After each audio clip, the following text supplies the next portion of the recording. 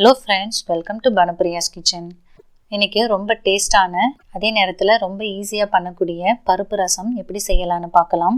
நம்ம வீட்டில் எப்போதும் வைக்கக்கூடிய தக்காளி புளி ரசத்தை விட இந்த ரசம் ரொம்ப டேஸ்ட்டாக இருக்கும். வாங்க இந்த ரெசிபி எப்படி செய்கிறது, இதுக்கு தேவையான பொருட்கள் என்னென்னு பார்க்கலாம்.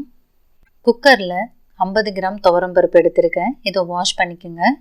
இதில் 1.5 கப் அளவுக்கு தண்ணி சேர்த்துக்கலாம். அதில் கொஞ்சமாக ஆயில், ஒரு சிட்டிகை மஞ்சத்தூள் சேர்த்து 4 விசில் வச்சுக்கலாம். இப்போ பருப்பு வெந்துருச்சு. இதை நல்லா மசிச்சுக்கோங்க.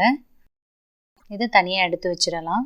ஒரு பேன் எடுத்துக்கோங்க. பேன் சூடானதும் 1 டீஸ்பூன் மிளகு, 1 டீஸ்பூன் சீரகம் சேர்த்து மிதமான தீயில் 2 நிமிஷம் வறுத்துக்கலாம். இது சூடு ஆறுனதும் பவுடராக அரைச்சி வச்சுக்கோங்க. அடுத்து பேன் சூடானதும் 2 டீஸ்பூன் ஆயில் விட்டுக்கலாம். 1 டீஸ்பூன் அளவு கடுகு சேர்த்துக்கோங்க. கடுகு பொரிஞ்சதும் 2 பச்சை மிளகாயை சேர்த்து வதக்கிக்கலாம். கொஞ்சமாக கருவேப்பிலையை சேர்த்துக்கோங்க. ஒரு பெரிய தக்காளியை பொடியாக கட் பண்ணி வச்சுருக்கேன், அதை சேர்த்து நல்லா வதக்கிக்கலாம். நீங்கள் தக்காளியை பருப்பு வேக போடும்போதே போட்டு நீங்கள் வேக வச்சுக்கலாம். நான் அதை அப்படி பண்ணலை, நான் தனியாக சேர்த்துருக்கேன்.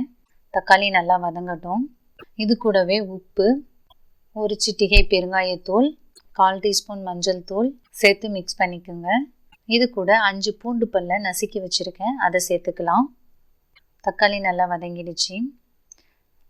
நான் ஒரு சின்ன எலுமிச்சம்பழ அளவுக்கு புளியை தண்ணியில் கரைச்சி வச்சுருக்கேன். இந்த தண்ணியை இப்போ சேர்த்துக்கலாம்.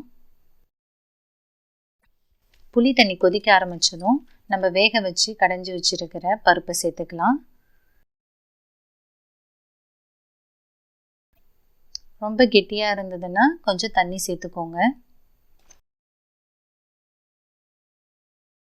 ரசம் கொதிக்க ஆரம்பிச்சிருச்சு.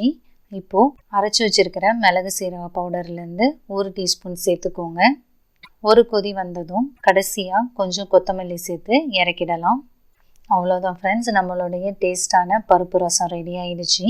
மிளகு சீரகம் பூண்டுலாம் இருக்கிறதால நோய் எதிர்ப்பு சக்தி நிறையா இருக்குது. இதை நீங்கள் அடிக்கடி செஞ்சு சாப்பிடுங்க. யூஸ்வலாக பண்ணுற தக்காளி புளி ரசத்தை விட இந்த ரசம் ரொம்ப டேஸ்ட்டாக டிஃப்ரெண்ட்டாக இருக்கும். இந்த ரெசிபியை கண்டிப்பாக உங்கள் வீட்டில் ட்ரை பண்ணி பார்த்துட்டு எப்படி இருந்ததுன்னு உங்கள் கமெண்ட்ஸை பதிவு பண்ணுங்கள். இந்த வீடியோ உங்களுக்கு பிடிச்சிருந்ததுன்னா லைக் பண்ணுங்கள். உங்கள் ஃப்ரெண்ட்ஸ் அண்ட் ஃபேமிலிக்கு ஷேர் பண்ணுங்கள். நீங்கள் இன்னும் பானுப்ரியாஸ் கிச்சனை சப்ஸ்கிரைப் பண்ணலைன்னா சப்ஸ்கிரைப் பண்ணிக்கோங்க. அப்படியே பக்கத்தில் இருக்கிற பெல் ஐக்கானையும் கிளிக் பண்ணிக்கோங்க. அப்போ தான் நான் போடுற வீடியோஸ் உங்களுக்கு நோட்டிஃபிகேஷனாக வரும். நன்றி, வணக்கம்.